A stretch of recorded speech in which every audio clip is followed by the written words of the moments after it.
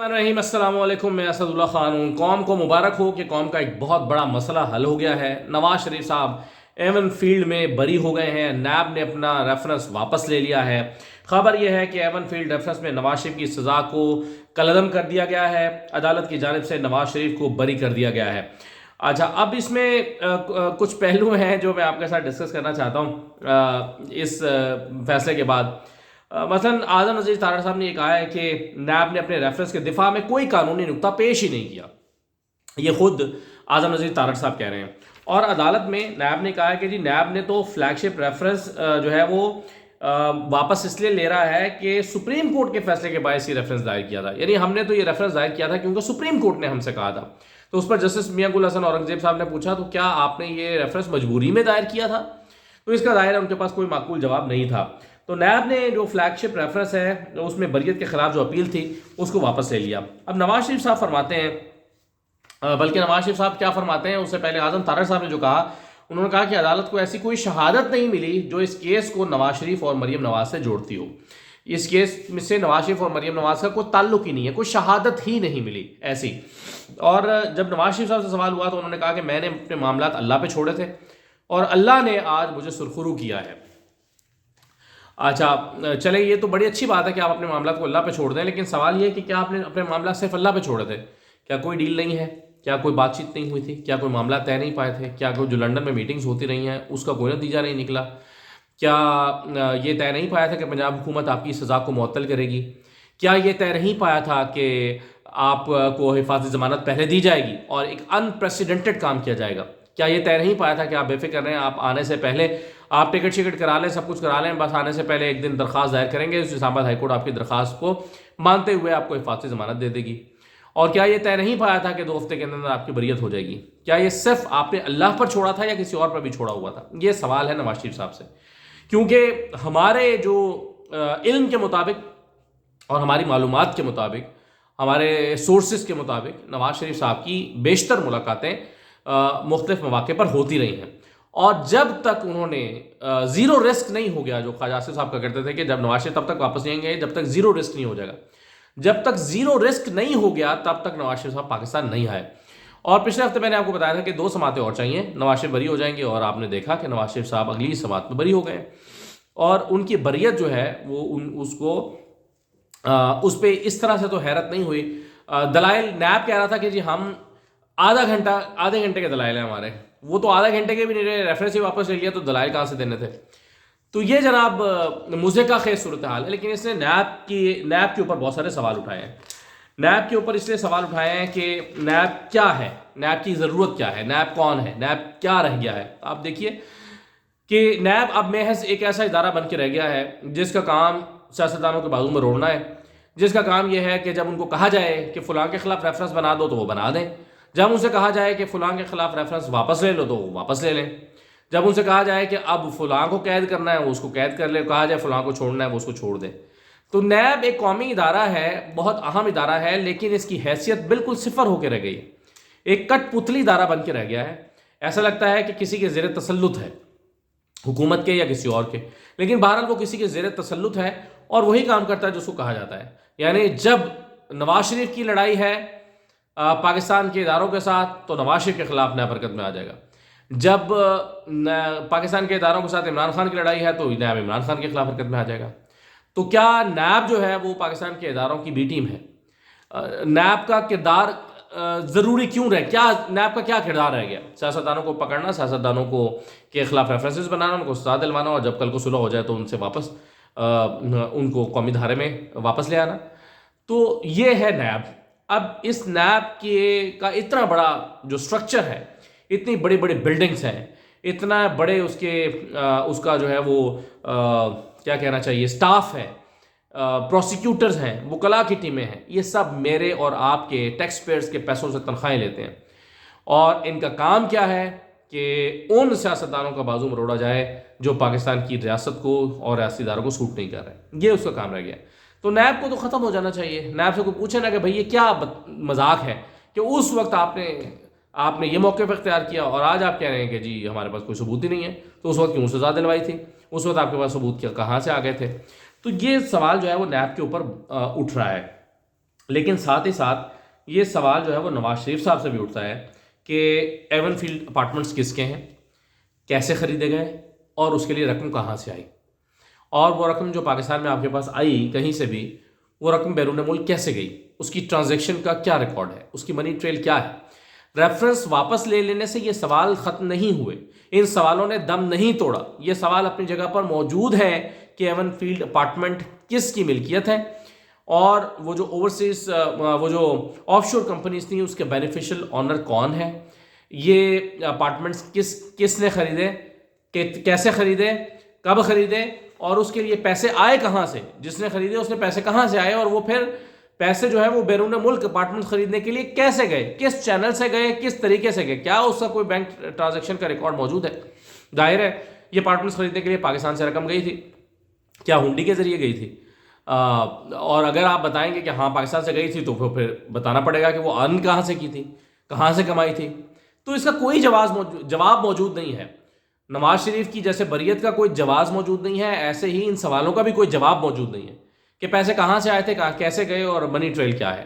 یہ بنیادی سوال تھا، سوال کا جواب تو نہیں ملا، تو بریت کیسے ہو گئی؟ یہ سوال اہم ہے کہ نواز شریف نے بنیادی سوالوں کا جواب نہیں دیا، اور جواب دیے بغیر بریت کیسے ہو گئی؟ اور کیا یہ ایون فیلڈ اپارٹمنٹ شریف فیملی کی ملکیت نہیں ہے؟ اور اگر ہیں تو پھر یہ ریفرنس کیسے غلط ہو گئے؟ اور اگر ہیں تو کیا نواز شریف نے اس کی منی ٹریل نہیں دینی تھی؟ تو یہ سوالات موجود ہیں۔ ریفرنس ختم ہو جانے سے، سزا ختم ہو جانے سے، سزا کا عدم قرار دیے جانے سے، ریفرنس واپس دیے جانے سے یہ سوال ختم نہیں ہو گئے، ان سوالوں نے دم نہیں توڑا، سوال اپنی جگہ پر موجود ہیں۔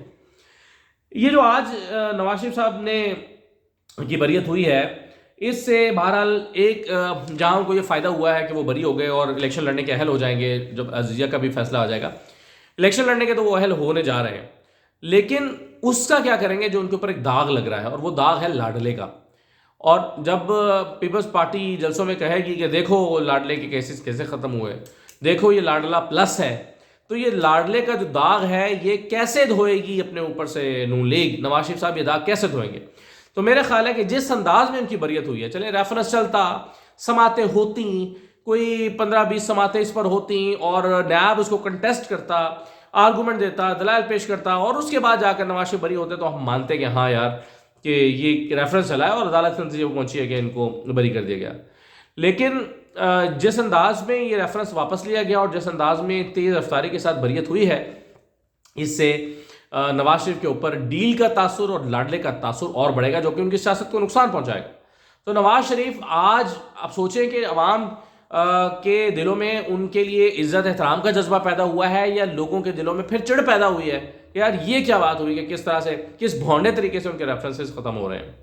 اگرچہ وہ کہہ رہے ہیں کہ جی بنائے بھی بھونڈے طریقے سے گئے تھے، ان کیسز ریفرنسز میں کچھ بھی نہیں تھا، لیکن بہرحال وہ ہونے تو عدالت کے ذریعے ہی ختم چاہیے تھا نا، مطلب ہوئے تو عدالت کے ذریعے ختم ہے، لیکن جس طریقے سے ختم ہوئے ہیں عدالتوں پہ بھی سوال اٹھ گیا ہے۔ اسلام آباد ہائی کورٹ ایک طرف جو ہے وہ جسٹس عامر فاروق صاحب معذرت کے ساتھ انتہائی قابل احترام ہے ہمارے لیے، لیکن ایک طرف وہ اپیل کا فیصلہ آتا ہے، یا ان کے پاس مین اپیلیں بھی نہیں بلکہ ضمانت کا کیس آتا ہے عمران خان کی، تو جسٹس عامر فاروق صاحب جو ہیں وہ 3 ہفتے تک جو ہے اس کو نوٹس جاری کر کے سماعت نہیں مقرر کرتے ہیں، پھر ان کا کبھی پیٹ خراب ہو جاتا ہے، کبھی بیمار ہو جاتے ہیں، کبھی وہ آتے نہیں ہیں، اور جو امجد پرویز ہیں وہ 3 4 دن کی لمبے دلائل دیتے ہیں، پھر جا کر جو ہے وہ ضمانت ہوتی ہے عمران خان کی، اس کے بعد مین اپیلیں آتی ہیں تو اس میں بھی وہی سست رفتاری ہے۔ لیکن ایک طرف آپ عمران خان کے کیسز میں نہایت سست رفتاری، اور وہاں پر دوسری طرف نہایت سرعت کے ساتھ، نہایت تیزی کے ساتھ نواز شریف کے کیس کو نمٹا دیا گیا ہے۔ تو یہ تالیاں بنتی ہیں جسٹس عامر فاروق صاحب کے لیے کہ جسٹس عامر فاروق صاحب نے کس انداز میں اس کو ایک تیز ترین انصاف کی ایک مثال قائم کی ہے، اور انہوں نے بتایا کہ جناب انصاف تو ایسے ہوتا ہے۔ اب ہم توقع رکھتے ہیں کہ یہ انصاف باقی لوگوں کے ساتھ بھی اسی انداز میں ہو جس طرح سے نواز شریف کے ساتھ ہوا ہے، اور یہ انصاف باقی لوگوں کے ساتھ بھی اس کی رفتار وہی رہے جو آج نواز شریف کے کیس میں دکھائی گئی ہے۔ تو میرا خیال ہے کہ نواز شریف صاحب کو کی اور ان کے دیکھیں شاہد خاکار عباسی سے کیا اختلافات ہیں، وہ یہ کہتے ہیں کہ جس انداز میں آپ یہ سب کچھ کر رہے ہیں یہ آپ کی سیاست کو نقصان پہنچائے گا، اور میرا خیال ہے کہ نواز شریف صاحب کی سیاست کو اس سے فائدہ نہیں ہونے جا رہا، نقصان ہونے جا رہا ہے۔ اب وہ وزیر اعظم بننے کے اہل تو ہو گئے ہیں، لیکن الیکشن لڑنا کہاں سے، یہ ان کے لیے پرابلم ہے، کہاں سے الیکشن لڑیں، کس حلقے کو چوز کریں، اور پھر اگر آپ الیکشن لڑ لیتے ہیں اور جیت بھی جاتے ہیں فرض کیجئے، تو آپ حکومت بنانے کے لیے فگر کہاں سے لے کر آئیں گے؟ کیسے 172 لے کر آئیں گے؟ حالات تو آپ کے بالکل سازگار نہیں ہیں، حالات تو بہت ہی خلاف چل رہے ہیں، اور سیاسی طور پر جو ہے وہ آپ عوام میں عدم مقبولیت کا شکار ہیں، تو کیا ہوگا؟ یہ سارے وہ سوال ہیں میرا خیال ہے جو نواز شریف صاحب کے سامنے سر اٹھائے کھڑے ہیں، لیکن فی الحال تو وہ اسی سے خوش ہیں کہ میری سزائیں ختم ہو گئی ہیں اور مجھے اللہ نے سرخرو کیا ہے، اور وہ کہتے ہیں کہ میں نے معاملہ اللہ پہ چھوڑ دیا تھا، اللہ پہ بھی چھوڑا تھا اور اللہ کے بندوں پہ بھی چھوڑا تھا، اور میرا خیال ہے کہ اللہ کے بندوں پر جو معاملہ چھوڑا گیا تھا وہاں سے زیادہ فائدہ حاصل ہوا ہے۔ اچھا جی، چیئرمین پاکستان تحریک انصاف کو نیا چیئرمین مل گیا۔ عمران خان صاحب ایک اسٹریٹجی کے تحت چیئرمین کا الیکشن نہیں لڑ رہے، کیونکہ خدشہ یہ ہے کہ اگر وہ چیئرمین کا الیکشن لڑیں گے تو اس کے نتیجے میں پارٹی کا نشان واپس لیا جا سکتا ہے، کیونکہ اگر چیئرمین ہی یعنی وہ چیئرمین بن جائیں اور کہا جائے کہ چیئرمین تو الیکشن لڑ ہی نہیں سکتا تھا، عمران خان تو چیئرمین بن ہی نہیں سکتے تھے، آپ کے انٹرا پارٹی الیکشنز کو درست ہی نہ تسلیم کیا جائے، اور تو پھر ظاہر ہے پارٹی کا نشان واپس ہو جائے گا، کہ کہا جائے گا کہ نہیں آپ کے انٹرا پارٹی الیکشن درست نہیں ہے، اسے پارٹی کا نشان واپس لیتے ہیں۔ تو میرا خیال ہے کہ اس کو بھانپتے ہوئے، اس کو فورسی کرتے ہوئے تحریک انصاف اور عمران خان نے یہ فیصلہ کیا ہے کہ وہ اس چکر میں نہیں پڑتے، کیونکہ بعد میں کل کو کنٹیسٹ کرنا پڑے گا عدالت میں جا کر کہ نہیں جناب عمران خان تو پارٹی چیئرمین رہ سکتے ہیں۔ ہو سکتا ہے کہ اس کی انٹرپریٹیشن الیکشن کمیشن یہ کرے کہ عمران خان تو پارٹی چیئرمین نہیں رہ سکتے تھے، تو آج عمران خان الیکشن لڑ لیں اور پارٹی چیئرمین بن جائیں اور اس کو الیکشن کمیشن کالعدم قرار دے دے اور کہے کہ ہم ان الیکشنز کو نہیں مانتے، تو پھر بلے کا نشان واپس ہو جائے گا۔ اس کو فورسی کرتے ہوئے، اس کو بھانپتے ہوئے تحریک انصاف نے یہ فیصلہ کیا ہے کہ ہم چیئرمین کے طور پر کسی اور کو لڑاتے ہیں۔ اب اس میں باقاعدہ طور پر آج اعلان کر دیا گیا ہے کہ اور بیرسٹر علی ظفر نے یہ اعلان کیا، ساتھ میں بیرسٹر گوہر کھڑے تھے اور ساتھ میں رؤف حسن بھی کھڑے تھے، یہ پریس کانفرنس کی گئی اور اس میں بتایا گیا کہ عمران خان نے اپنی جگہ پر چیئرمین کا امیدوار نامزد کیا ہے بیرسٹر گوہر کو، اور بیرسٹر گوہر جو ہے وہ یہ چیئرمین کے طور پر الیکشن لڑیں گے اور پھر چیئرمین بننے کے بعد ذمہ داریاں نبھائیں گے۔ اور دوسری طرف جو ہے وہ 2 دسمبر کی تاریخ دی گئی ہے کہ 2 دسمبر کو انٹرا پارٹی الیکشنز ہونے جا رہے ہیں۔ میرا خیال ہے پی ٹی آئی کا انتہائی درست فیصلہ ہے۔ میں پہلے بھی کہہ رہا تھا کہ اس کو فیصلے کو چیلنج کرنے کی بجائے فی الحال وقت کم ہے اور وقت نازک بھی ہے، تو دوبارہ سے انٹرا پارٹی الیکشنز کرا دینے چاہیے اور اس انداز میں کرانے چاہیے کہ اس پر الیکشن کمیشن کو کوئی اعتراض بھی نہ رہے۔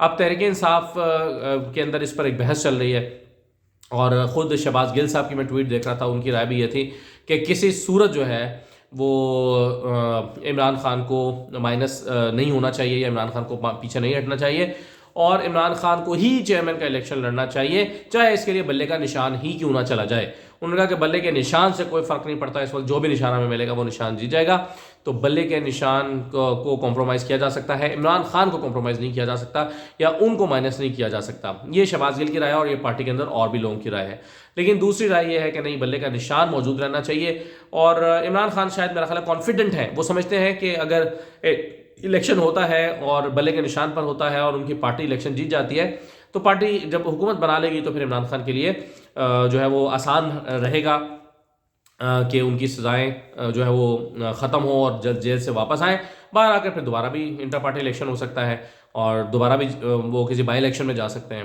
تو میرا خیال ہے عمران خان یہی سوچ رہے ہیں کہ اس وقت جو ہے وہ حالات اور حکمت کا تقاضا یہی ہے کہ کسی اور کو چیئرمین بنایا جائے، الیکشن میں پی ٹی آئی اترے اور پی ٹی آئی جو ہے اس کے بعد الیکشن لڑنے کے بعد حکومت بنائے اور پھر عمران خان کا کوئی راستہ کھلے گا۔